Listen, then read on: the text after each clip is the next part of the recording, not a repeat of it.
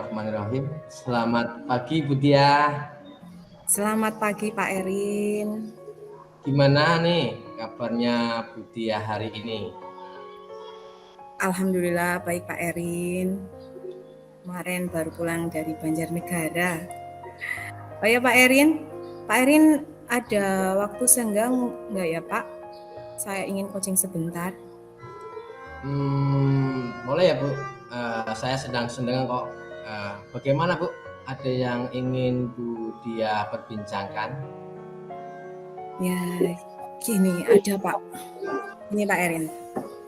Tahun pelajaran besok itu kan, saya masih ditugasi untuk mengajar kelas 2. Nah, di tahun pelajaran besok di kelas 2 sudah mengimplementasikan kurikulum merdeka.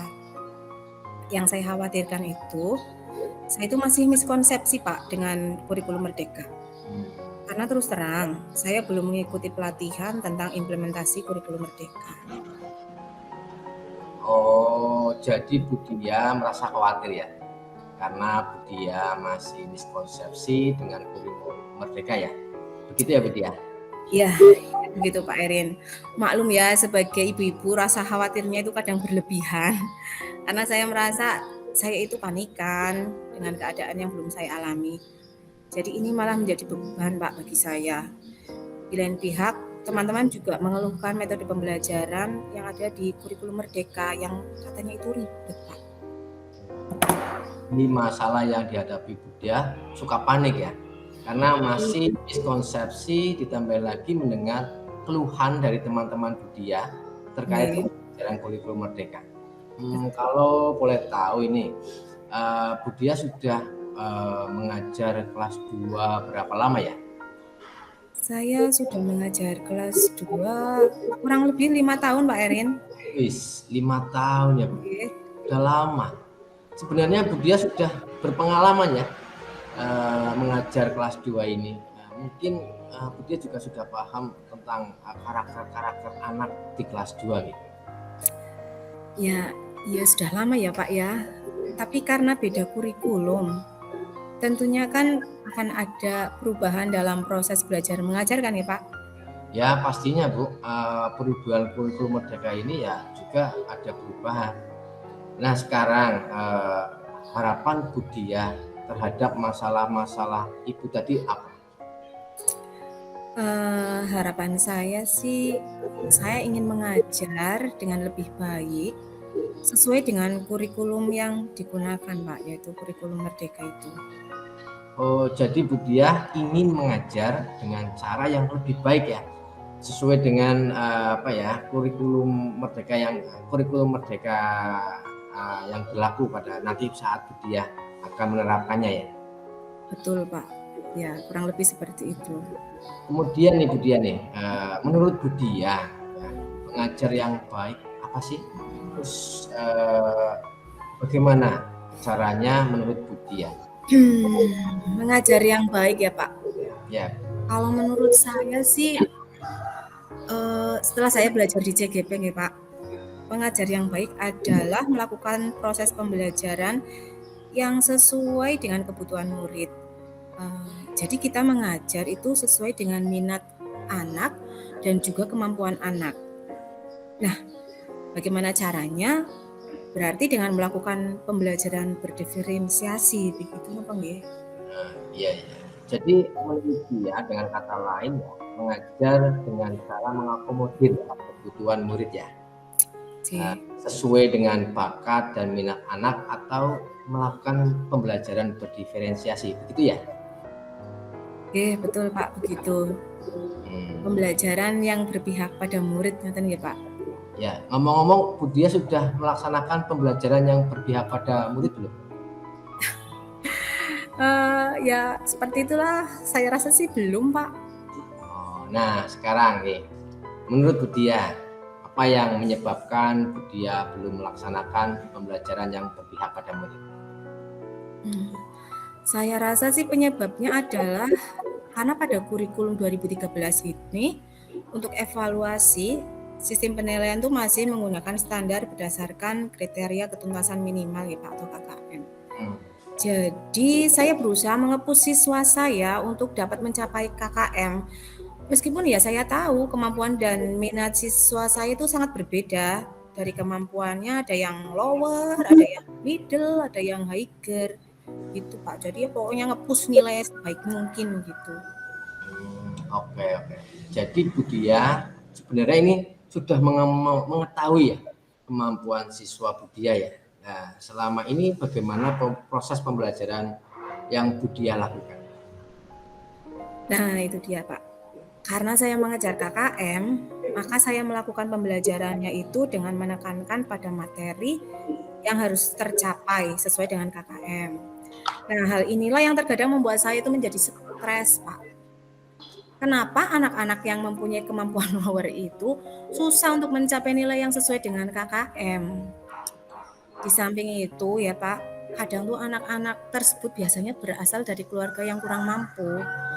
Kalau berasal dari keluarga yang berada kan ya saya bisa menyarankan kepada orang tuanya atau pada anaknya itu untuk les secara privat gitu. Oh, karena belum menerapkan kurikulum merdeka, Bu Dia dan mengejar KKM ya. Oke. Belum melakukan pembelajaran berdiferensiasi ya. Padahal Bu Dia sudah tahu ya kemampuan siswa Ibu. Ada yang lower, ada yang higher. Kemudian juga ada yang middle ya. Menurut Bu Dia, apakah kedepannya akan mengimplementasikan pembelajaran seperti itu terus setelah melaksanakan kurikulum merdeka? Kalau menurut saya sih, kalau mengacu pada kurikulum merdeka yang sudah saya pelajari, pembelajaran yang seharusnya saya implementasikan itu ya adalah pembelajaran yang berpihak pada murid nih Pak, yaitu ya pembelajaran berdiferensiasi. Baik, Bu Dia. Bu Dia tadi sudah menyampaikan masalah-masalah tersebut, kemudian Bu Dia sudah mengidentifikasi. Nah, selanjutnya strategi apa yang bisa Bu Dia terapkan untuk menyelesaikan masalah-masalah Bu Dia tersebut? Strateginya Pak, mungkin saya akan memberikan metode yang berbeda dalam memberikan materi pelajaran Pak. Di samping menggunakan buku siswa sebagai bahan ajar, saya juga akan menayangkan video menggunakan speaker ya Pak, biar dalam proses pembelajaran ya, karena di kelas 2 itu kan suka sekali dengan tampilan-tampilan yang secara audiovisual. Ngoten niku Pak Eri. Mungkin ada strategi lain nggak selain yang tadi dia sebutkan? Oh ya, anak kelas 2 kan secara kognitif masih berada pada tahap operasional ya.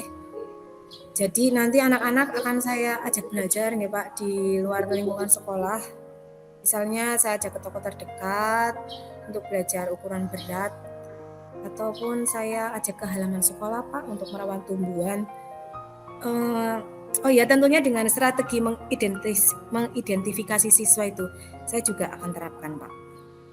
Oke, jadi yang saya catat ada beberapa strategi pembelajaran yang akan dia lakukan di proses dan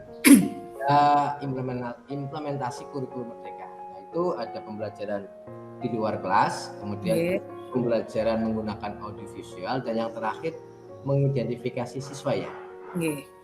Betul Pak Erin. Ya, oke. Dari beberapa strategi tersebut, kira-kira yang mana yang akan Bu Dia lakukan terlebih dahulu?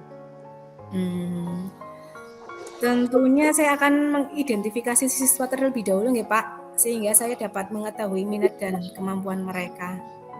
Oke, Bu Dia dalam melakukan itu membutuhkan orang lain tidak?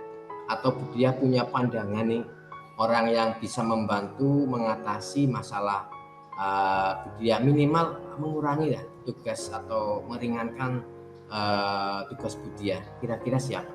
Ada nggak? Untuk masalah bantuan orang lain, ya tentunya sih hidup pasti membutuhkan bantuan orang lain ya Pak nggih.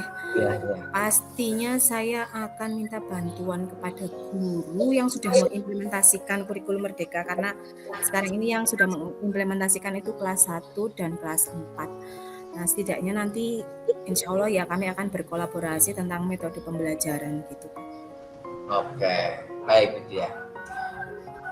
Budia sudah menceritakan masalah Budia dan Budia sudah tahu cara mengatasinya.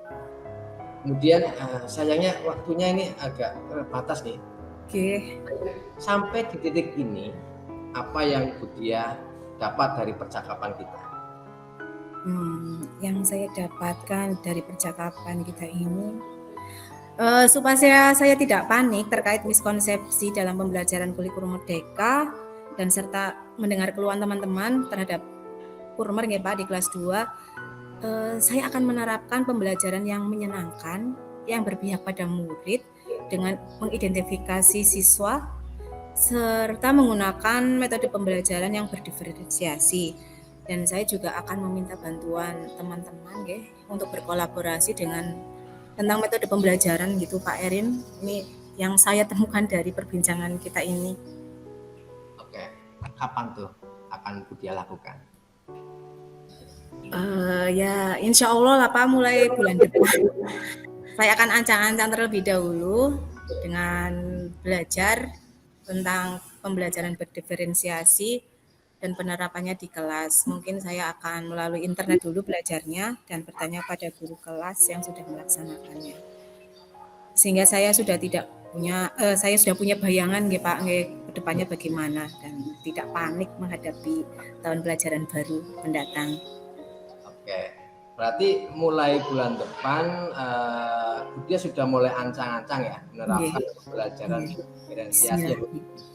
Baik Budia, sepertinya perbincangan ini Budia sudah ada titik temunya ya. Kayaknya cukup ya Bu. Dan terima kasih Budia sudah mau curah pendapat dengan saya. Mudah-mudahan solusi yang Budia temukan dapat tersampaikan dan dapat diimplementasikan atau diterapkan dengan baik ya Bu.